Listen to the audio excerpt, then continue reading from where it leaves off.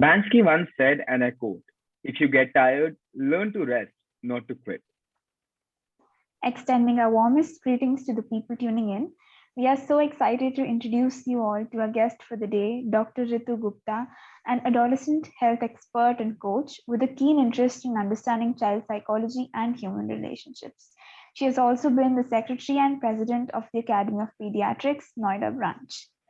Doctor, is there anything else you would like to tell our listeners about yourself? So Mira, you have covered most of it. I just want to add that I work with teenagers and also I work with parents to empower and enable them to, be powerful in dealing with whatever they are dealing with in life. So that's wonderful. Yeah, thank you. We are lucky to have an expert like you with us today. Thank you. So our topic for this episode is stress management, dealing with burnouts and panic and anxiety attacks. Doctor, I would like to ask you, what is stress and how much stress is ideal stress? Yeah. So stress is like, which puts you in sort of a, some extended strain situation. So like we call it as eustress, or a positive form of stress, which has a beneficial effect on your health, on your motivation, performance, and even emotional well-being. So we call it as like eustress. Like, for example, suppose, you are appointed as a head boy or a head girl in school, or you are selected as secretary in your college. So that always comes with an added bag of responsibilities still, and there's an added stress, but there it motivates you to do more, and it adds to your emotional well-being and your health. So that kind of stress is called eustress, or the positive stress. But when the stress is prolonged, or it has a negative impact, or it becomes too much, then it is like, it leads to a sort of, negative impacts in life. Yeah. Mm-hmm. So, doctor, what are the best methods to deal with stress, especially for teenagers and students? Yeah. So how to deal with stress? So first of all, teenagers, youngsters, preteens, adolescents, like the whole spectrum, we call them as adolescents and young adults. So the kids starting from 9 years of age till 25 years of age, they deal with a lot of stress in life. And what adds to it is there is there are lots of, you have to do studies. Then there are environmental factors. You have to look after, like take care of the family. You have a social circle. You have to take care of the extracurricular. You have to build up your profile for future. So all those things, they add to the stress. And the best way to deal with the stress is to keep certain things in mind, like have a positive outlook in life, be mindful about what you are doing, what you are not doing, what you are doing today, what will be the impact in future, or you doing something which you might have to regret later in life. So that is one thing where you take actions today, here and now, and which will have a long-term impact on leading a stressful life. Apart from that, healthy lifestyle, sleeping enough, 8 to 9 hours of sleep every day, sleeping in time, regular exercise, like 60 minutes of exercise daily. That plays a major role, because when you exercise, then happy hormones, which are called endorphins, are released. And also they curb the stress hormone, cortisol. So that's a most important factor, one of the most important factors to keep stress at bay. Then eating healthy and doing things which you love to do, following your passion, following your hobbies, spending time with friends, not indulging in things which can be harmful, like alcohol, drugs. So avoid junk food. So avoid that as much as possible. Following like stuff like yoga, meditation, or doing things which you like, where you help somebody else, make a difference in somebody else's life, contributing, that fulfills you and that takes care of your stress. So these are few of the things which a teenager can do to handle stress. Right. I think even like today, when the amount of stress in teenagers' life is increasing day by day, like it's not decreasing in any manner. It's very important for every teenager to know that there are some techniques which can help curtail this stress. Yeah. So moving on to our next topic, is there a difference between burnout and exhaustion? And if yes, how do we differentiate between the two? Yeah. So exhaustion is a short term thing. One can get physically and emotionally exhausted, suppose you have had a long day, or your studies are monotonous, or you are not getting enough sleep, you are not getting time to do things which you love to do, that can lead to exhaustion. Okay, and maybe taking a short break, maybe taking a short holiday, maybe just hanging out with friends, having a cup of, a glass of juice or a coffee, not too much of coffee, obviously, but a cup of coffee and chatting with friends or talking with friends, listening to music. So such activities can take care of the exhaustion. But if there is a prolonged stress, frustration, that leads to burnout. There is like a chronic fatigue, and that burnout could be because over prolonged periods you have to prove yourself to the world. So as I earlier also mentioned, at this age, teenage, like there are many responsibilities of your studies, of extracurricular, maintaining your profile, like your social life, your social media, family, the expectations of your mom and dad. So all that you need to take care of. And if there's no break, it goes on and on and on, and the stress keeps building up. It becomes chronic and it leads to a burnout. Okay, so that is what, a burnout is. And burnout can also lead to a lot of emotional upheaval, physical and mental upheavals. Definitely. Yeah. So, and there can be symptoms like anxiety, depression, physical symptoms like one can complain of pain in the tummy, headache. Girls may miss their periods. That is one of the signs of burnout. Okay. And there could be many other like symptoms of a burnout. These are some of the red flag signs. And one should keep a tab on these. And how can we deal with it? Again, something similar, like you should take care of your daily routine, your sleep hygiene, your eating habits, something which you love to do. Take time each and every day to take, do things which you love to do, which is your passion, which is your hobby.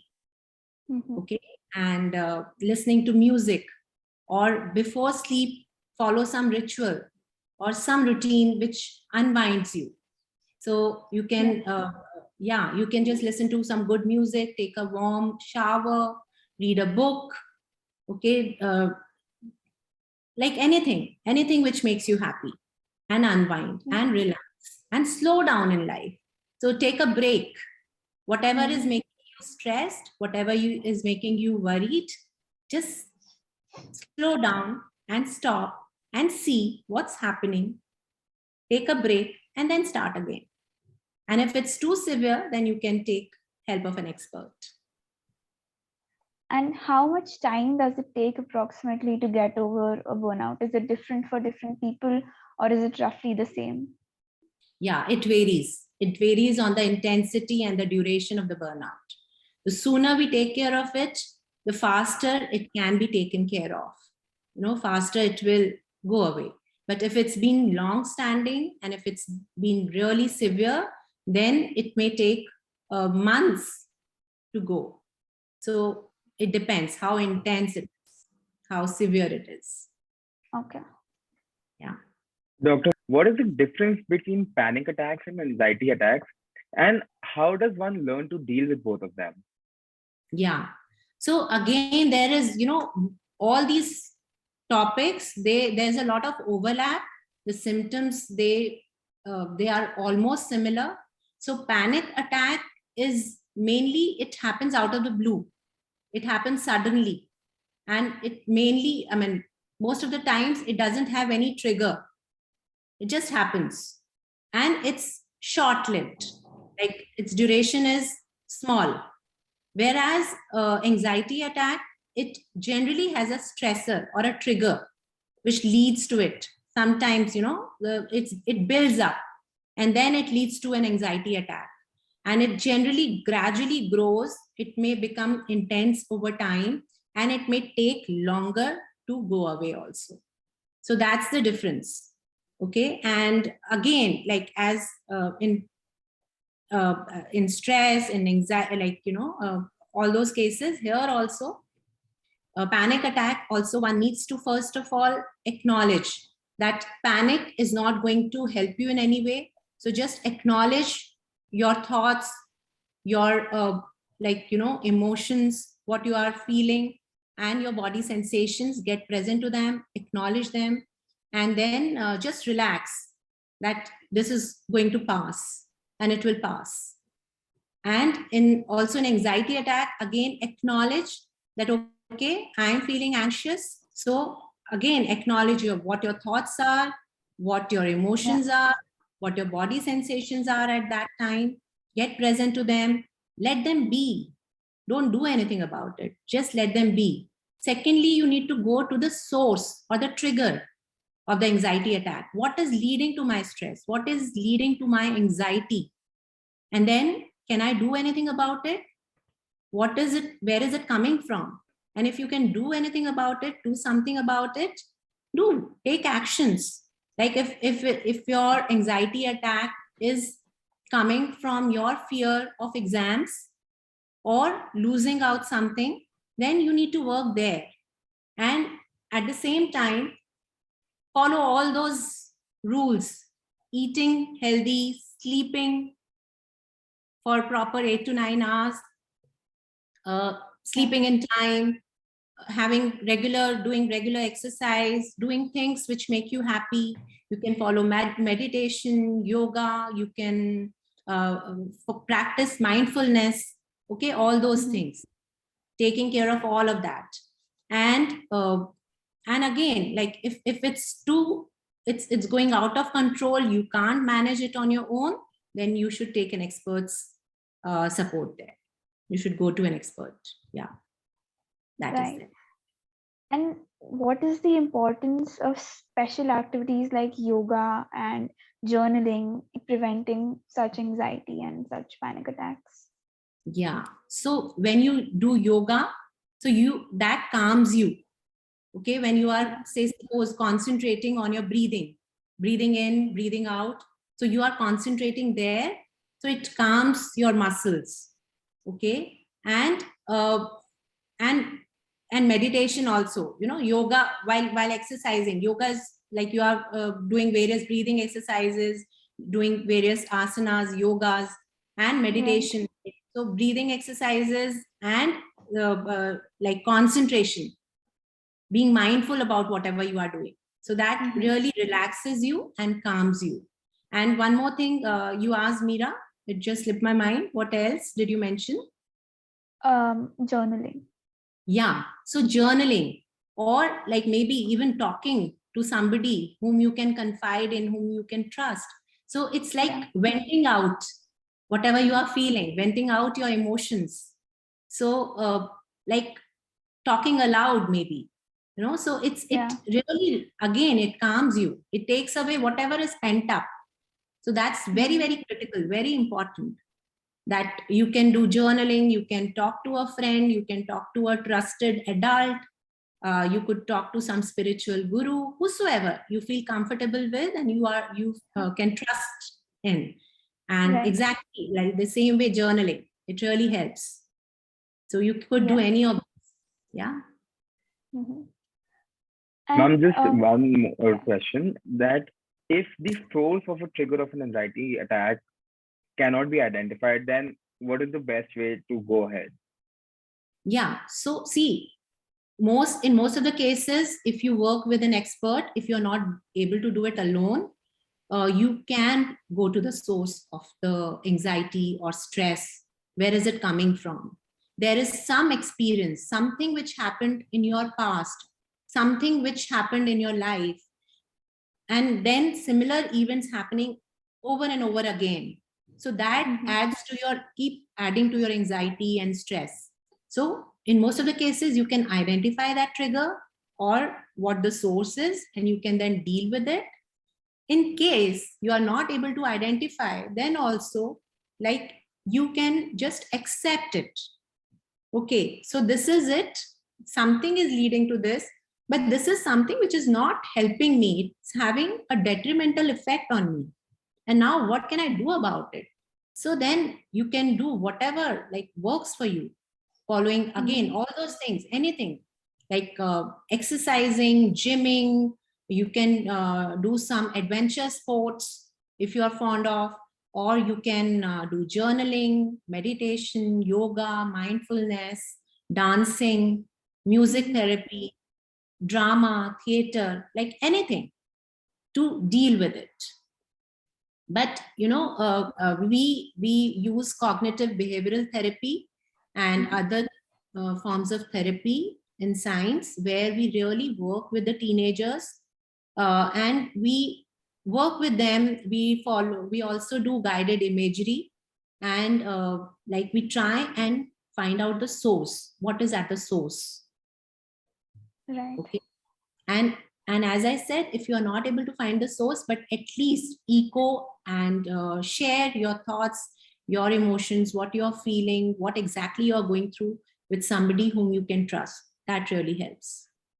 Yeah. I hope that answers your question, Arav. If there's anything still, you can ask. One thing I would like to ask, what are coping mechanisms and what are good and bad coping mechanisms? Yeah. So as the word implies, coping is something which we use to deal with the situation. Okay, that is coping mechanism. Like if we have positive coping mechanisms, they help us to bounce back. Whatever the situation is, whatever the challenges and circumstances are in our life, our positive coping mechanism help us to bounce back, make us resilient. Okay. So good coping mechanisms are, as I already shared, our regular exercise, going for a walk, listening to music, doing yoga, doing meditation, just meeting up with friends, spending time with nature, pursuing your hobbies and passions. They all are positive coping mechanisms. And negative coping mechanisms are which will give you, transient relief, short-term relief, like taking to alcohol, or smoking, or drug use, abuse, I would say rather, yeah, or unhealthy sex. So all these are, or risky behaviors, like other risky behaviors, like driving rash. So all these are negative coping mechanisms. Eating junk food. Yeah, so they'll give you a temporary transient high or transient relief, but they are actually negative coping mechanisms, and in the long term, they'll have a negative impact because they also will add to your stress. And slowly, your cortisol levels will keep building up, and they will have a detrimental negative impact on your mental health, psychological health, emotional health, as well as your physical health. Definitely. Yeah. So, doctor, you mentioned the term resilience. Can you explain the significance of being resilient in life? Yeah. So resilience is an ability to bounce back. in life, in various situations, in various circumstances. So, and it is critical to have this ability. So it's a quality which each and every human being must possess to deal with whatever life throws at you with power, freedom, and self-expression. Okay, so whatever difficult situations, and see, as human beings, we all face different situations at different times, and how resilient you are really can, turn the life the way you want it to turn. Like, for example, we have been facing pandemic since 2020, and there have been a sudden, real spurt in mental illnesses. People have been dealing a lot, but at the same time, there are people, there are teenagers, there are adults who are resilient, and they had good coping skills, and they could deal with it in a positive and a powerful manner, and their coping skills came handy, and they could bounce back. Maybe they had a setback, they also experienced some downtrend, some downhill experiences, but they bounce back and they are facing life powerfully. They are doing well in every area of their life. They are following a schedule, doing regular exercise, doing work. They are finding new ways to get connected with people, or even people who lost their jobs, they found something new to support themselves. So resilience takes you a long way. It always comes handy. It is one of the most critical skills, life skills, you can say. Yeah.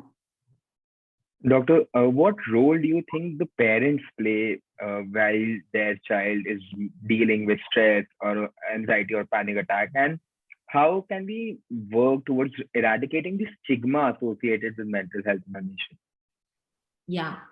See, parents play a major and a critical role in their teenagers or adolescents' health. So whenever they see that, my child is dealing with some sort of stress or is not behaving normally, there is some deviation from the normal behavior, they should be alert. They should take care. They should always be connected with their adolescents and teenagers, because this is a very, very, very delicate stage of life when there's a transitioning from childhood to adulthood. Yeah. And they should also know, all parents must know that their children's brain, the prefrontal cortex, is not fully developed during adolescence and even teenage, which is important for their analytical thinking, for taking wise decisions in life. So most of the decisions which the adolescents and teenagers take are impulsive. They are emotion based. Okay. And if the parents understand that, and they are by the side of their children, by their, so they'll always be there to support them, whatever they are going through. And once, if your parents understand you, the things become much easier. They can go through anything and everything easily, much more effortlessly. And they can, so most important thing which the parents can provide is their understanding of their child and their connectedness with their child, such that their child is open to and free to come up to them, share anything and everything, whatever they are dealing with, so that they don't have to, go to, following negative coping skills. Yeah. So or sometimes behavior.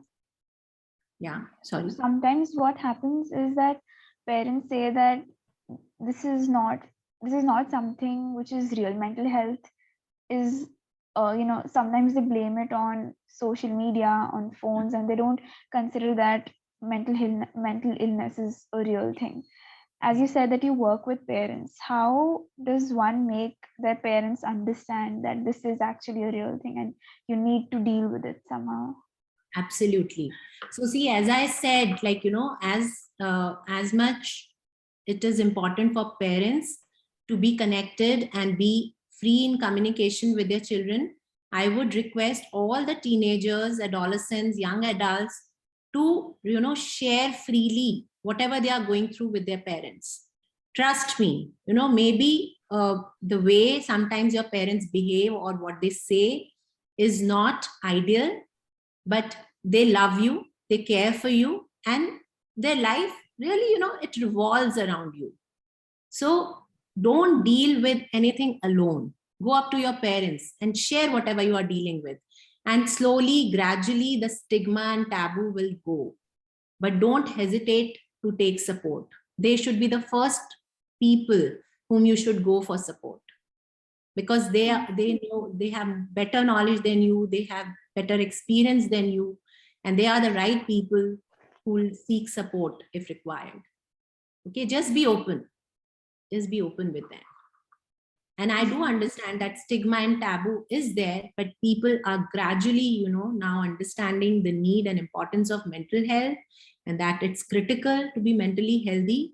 And people are coming up. They are like, opening up and seeking support. So I get to deal with teenagers. I get to see girls who are coming, like they are undergoing a lot of stress and they cut themselves, or they are not eating. So either there is bulimia where they eat in excess, or there is anorexia where they don't eat at all. And there are issues of self-esteem and self-image and negative body image, many factors which the growing teenagers they deal with and they experience. And most, like many of them, they decide to share whatever they are dealing with their parents. So it's both ways, the communication channel should be open from both the sides. So, ma'am, we've been following your page, Reconnect Youth Wing. What do you exactly do at Reconnect Youth Wing? Would you like to share something about that? Yeah. So, Reconnect is my initiative, where I, started the initiative with my endeavor to bring the parents and children together. So I myself, I'm a mother of two boys, 26 and 23 years old. And, I as a mother was facing certain issues when they were growing up, when they were teenagers, and I could experience that they were drifting away from me. They started drifting away from me. They were not sharing things, and that left me hassled. So I worked a lot on myself. I basically relearned parenting, and that made a huge difference in my relationship with my sons. So I got connected back to them like never before.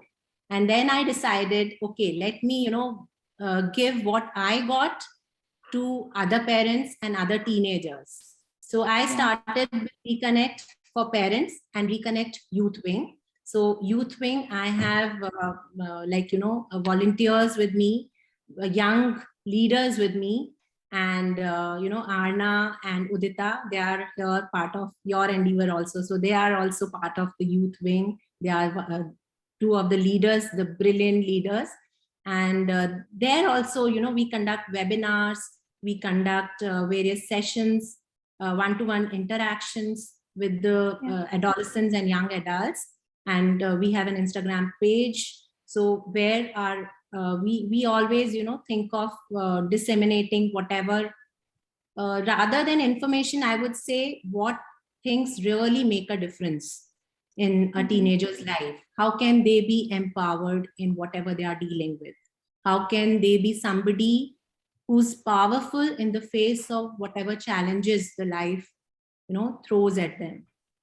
So basically through webinars and various videos and like sessions, we empower and enable the teenagers and young adults.